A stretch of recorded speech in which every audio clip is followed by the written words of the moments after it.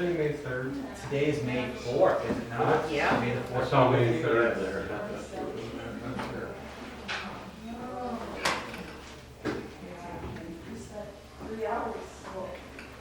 Michael? How are you?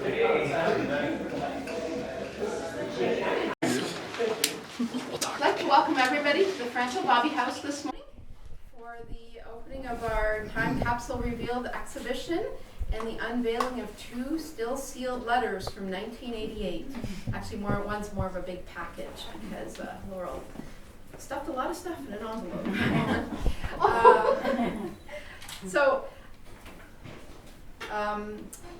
First I want to tell you a bit about this time capsule.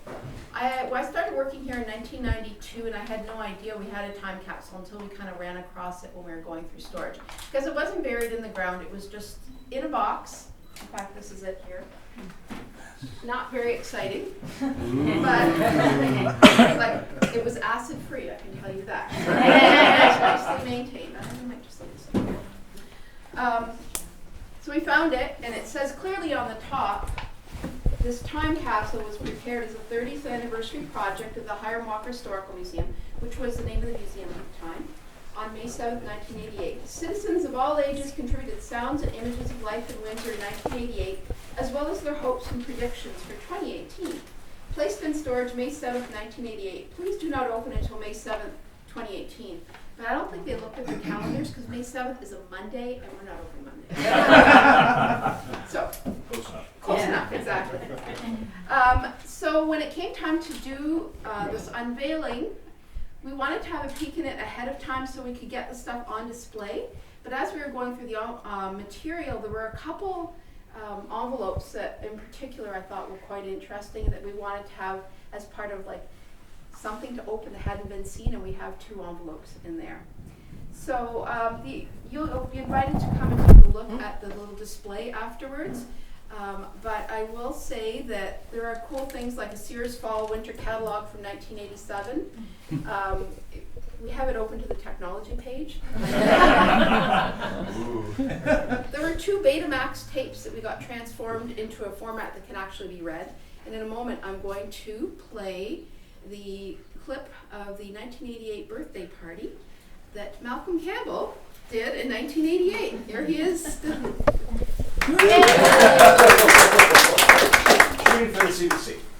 So the other video that you will be able to watch later on is from the Windsor, it's like the business corporation that put on, pardon me? Development. Thank you, Windsor Development Corp. That put on a video to try to attract business to Windsor. And it's got the latest in high-tech 1980s stuff. So it's really funny. The opening scene is this globe that's pixelated as it turns around. You'll be able to see a little bit of that. I won't play the whole thing because honestly, it's actually a little bit boring. The guy who transferred the video for us in Toronto was like, I watched every minute of it. There's a stamp. Apparently it was 37 cents to mail a letter in Canada at that time.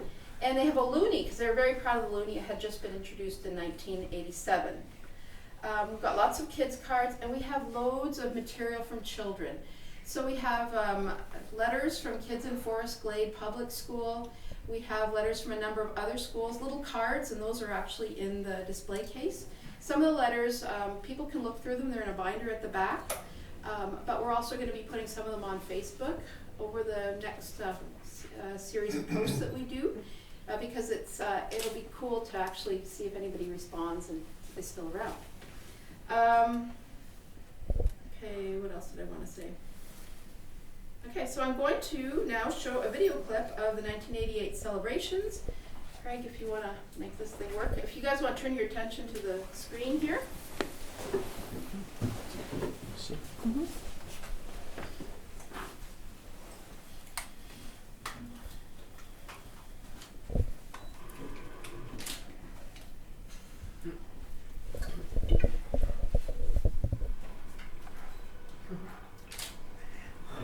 Yeah. So,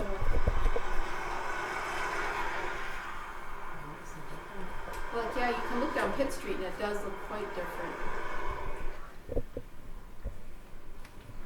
I like the wood paneling on it. Yeah.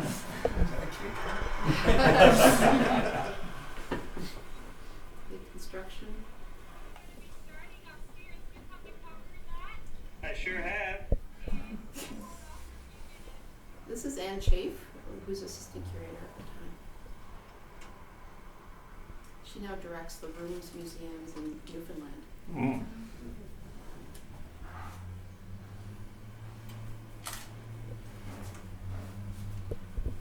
Yep, the Windsor Star. And the parking garage before it got beautified. And Canadian Tire. I still own my Canadian Tire. Yeah. Concrete hotel.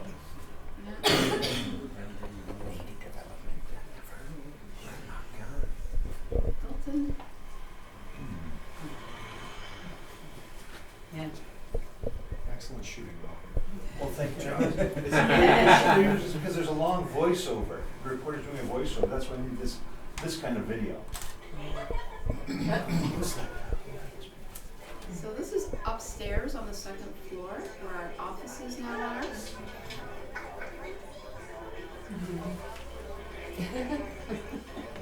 Oh, yeah. They're not 40 years old. Yes. Ugh.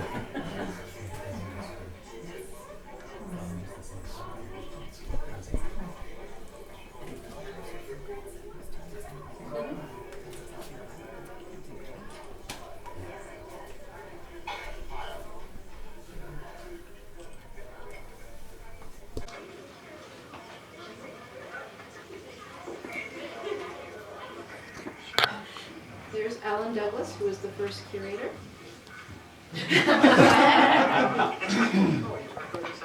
Happy birthday.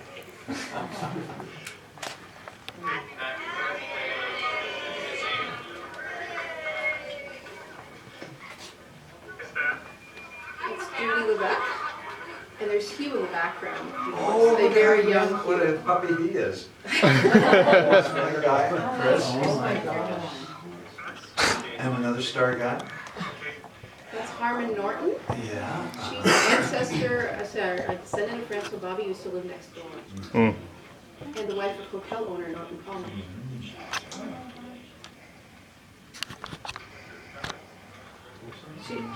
Harmon Norton. The key. It's the gold key that they've given her to the museum. Museum. Yeah.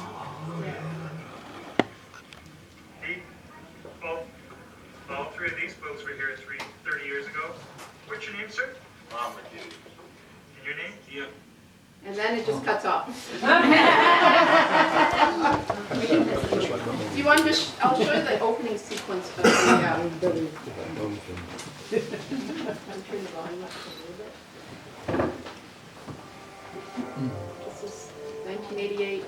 There is a place, a very special place, where industry enjoys all the advantages of diverse advanced technologies, where every mode of modern, efficient transportation exists to bring raw materials to your door just in time, or take your goods to some of the world's richest markets in hours, where world-class educational institutions provide a skilled labor force, first-rate management people, and research and development facilities. Where would you find such a place? Windsor, Essex. The Canadian business location at the heart of America. Long recognized as the automotive capital of Canada, and as a major food production area, Windsor, Essex has developed into one of Canada's most technologically advanced and diversified industrial locations.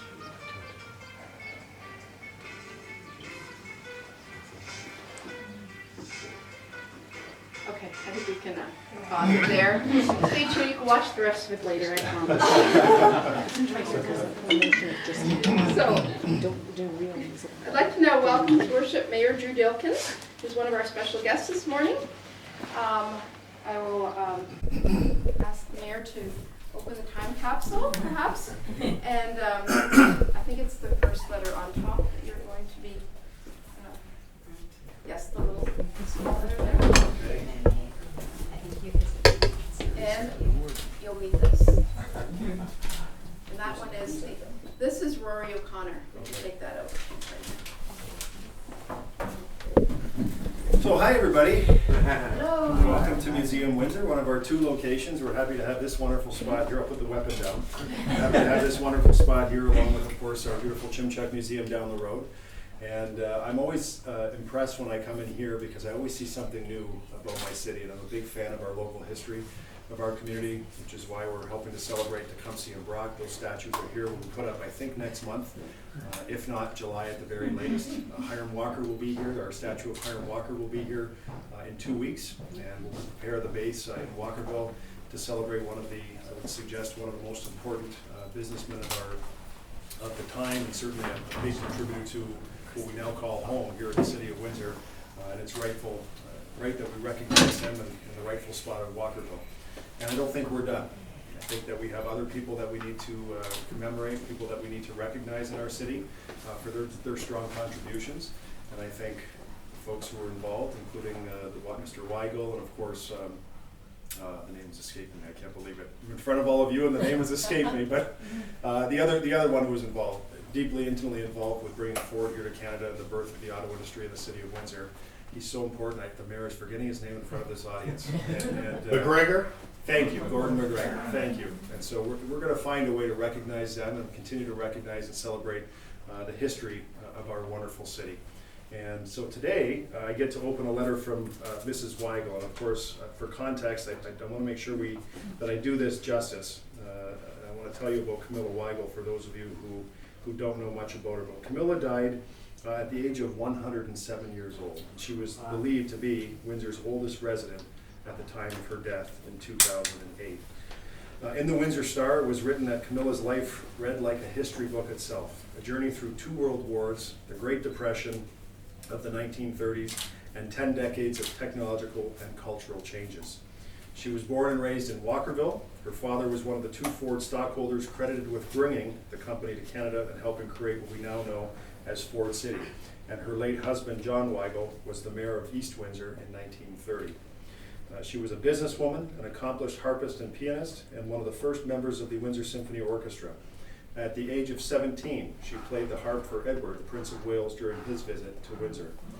July 21st, 2008 was declared Camilla Wigle Day by the City of Windsor. So today, in 2018, we have the opportunity to again hear from this great lady. And so I'll open the letter, and it says, "For the Hiram Walker Historical Museum Time Capsule, Mrs. John H. Wigle." Now, I should say, before I read it, I had the pleasure of last year for our city's 125th anniversary opening the time capsule that was sealed 25 years prior by then Mayor Mike Hurst. And there were more than 100 items in that particular time capsule that just kept coming out. And one of the really interesting pieces that came out, they were handing them to me. They were coming out and they'd say, "Here you go," and I would hold it up and I would put it down. And one of the things that came out was a book by Carl Morgan called Birth of a City, that was about the city of Windsor. And inside, he had written an inscription, which no one had read, and I didn't have, just like this letter, you saw me open it, there was no advanced knowledge of what the inscription said. And so I opened it, and I said, "Oh, there's an inscription here." And at least one of his children was in the audience. And in the inscription, he said, "I love this," something to the effect of, "I love this city. It's a pleasure writing this book. And my wife and I hope to be here 25 years from now when this time capsule is unveiled." They had both passed away prior to that. But they said, he wrote in his message that if we're unable to be there, please acknowledge my children. And he listed them by name and tell them how much we love them. Oh. And it was just, I get goosebumps telling the story. One of those really special, and at least one, maybe 2 of the children were there. And so it was special for them, it was special for me to read. So let's see what Mrs. Wigle has to say. Boy. Okay, May 7th, 1988. This time capsule will be read when dug up in the year 2018, 30 years after the anniversary of the Hiram Walker Museum, Windsor, Ontario, the Baby House, or the Bobby House. May the history of Windsor and messages recorded be digested by the new generation to realize from whence they came. Camilla Stodgell Wigle, 1988. What wonderful memories, we who remember great happenings 30 or more years ago. I am the sister-in-law of Marie Stodgell Bobby, who is a descendant of Francois Baby. Each time her daughters, who live in Florida, come to Windsor, the relationship and interest, being a part of the history of Windsor, is a proud and glorious feeling for them. As for myself, I am proud to say my husband, John Harold Wigle, was the youngest mayor in Ontario at 29 years of age. John was mayor of Old Ford City and East Windsor, where the big plant of the Ford Motor Company was situated. John was the person responsible for the Drouillard Road and Wyandotte Street subway to be a reality. All made possible by people on welfare. They earned 25 cents an hour with food stamps given to them. Times were indeed hard in these Depression days, 1919 to 1920 and on. My mother and father, John and Emma Stodgell, it's handwritten, so it's a little different, had 3 stores in the Flatiron Building, foot of the Peabody Bridge, Riverside Drive East, then called Sandwich Street. This was the only business section of Walkerville at that time in about 1904. Also, my uncle, Charles J. Stodgell, who was mayor of Walkerville, had a business in the same building, a wine and spirit store where they bottled for sale Canadian Club whiskey for the Stodgell brothers. This information, I hope, will be of interest to people who will hear, 30 years after this has been written, bits of history from the past from people who believed in our city of Windsor. May it grow in dignity and honor, written by Camilla Stodgell Wigle, 1901 to 1988. Wow. Nice. Very nice. So thank you all for being with us today. I know some people in the room have played a part in 1988 in that ceremony, and some play a part in keeping the museum going. Everyone plays an important role in helping to tell the very important story in the history of our city of Windsor, which I think we don't do enough to celebrate, and we're trying to do more, and it will take time, but we're going to continue to do it because it's such a rich and deep and strong history and story worth telling. So thank you all for being here. Madelyn?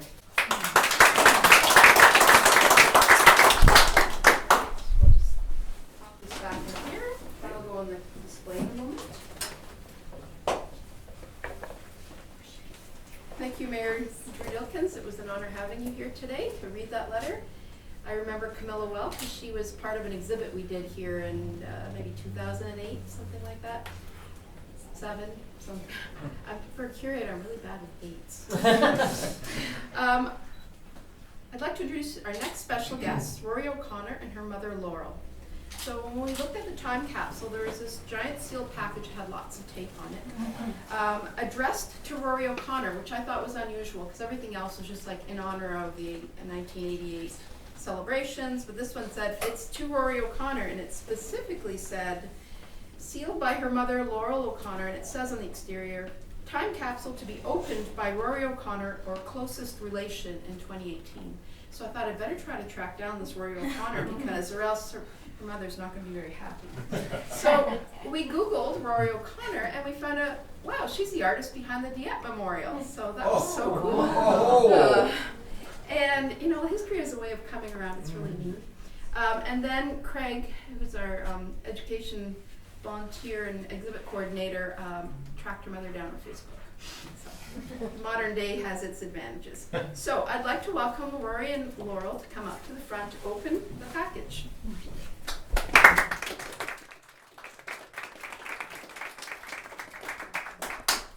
So if you want to come over here, there's your envelope. And I'm not sure my mom wants me to read the letter. She said she might be embarrassed. Well, who embarrassed, her or you? I don't know.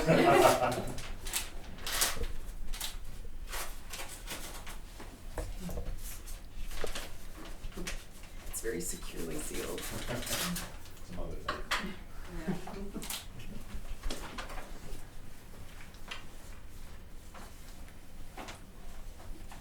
So it looks like there's what Warhol liked in a Detroit Free Press clipping.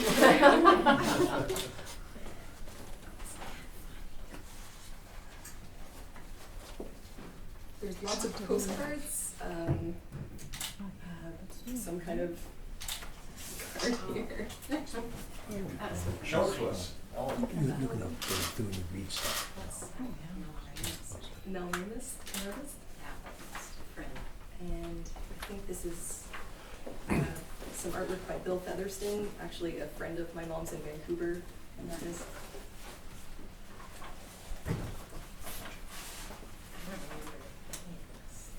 Oh, it's my baby photo.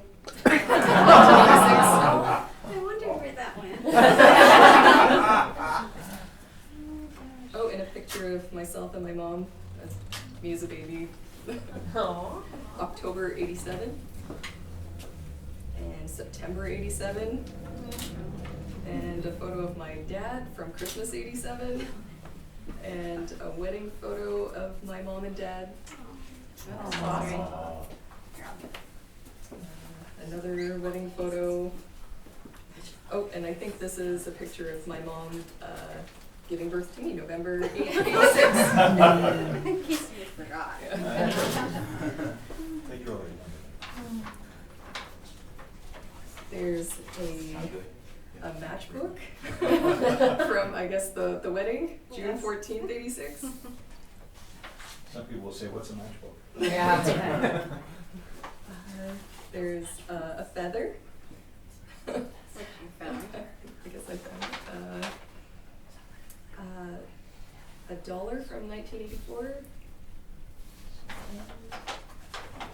Silver dollar, right? Oh, and Looney, I guess, again, Yeah. a big thing. And a letter which I'll read later because my mom is maybe embarrassed by the letter. I don't know, because I can't remember what I wrote.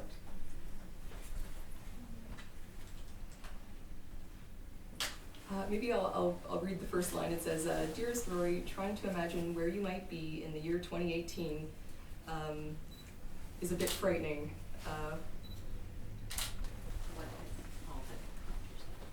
What with all that it conjures up.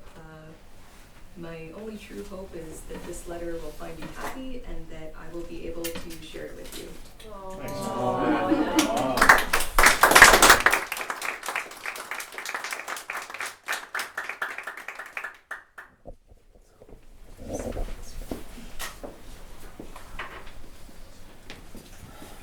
Thank you for saving it. Thank you for All this time. It's kind of neat. Thank you, Rory and Laurel. And should you decide that any part of that package can be displayed, let me know and I will be happy to put it on because it's always lovely to hear these stories. And finally, I'd like to acknowledge Catherine Richard from the Department of History at the University of Windsor, who is an intern with us this winter, and she did the research and assembled the 60 Years of Your Community Museum display. So the University of Windsor History Department has an agreement with the City of Windsor we host interns during the winter semester, so they get actual experience working in a museum. And for the last 2 years we've been doing this, and Catherine has been a great intern for us. And she even came in and did a lot of volunteer work in the last 2 times after her internship ended so that we could get this exhibit up. So we have the time capsule display, and then we have some panels on covering decade by decade the highlights of the history of the museum since since the struggle to actually get it opened. So Catherine's here. Do you want to stand up, Catherine? So we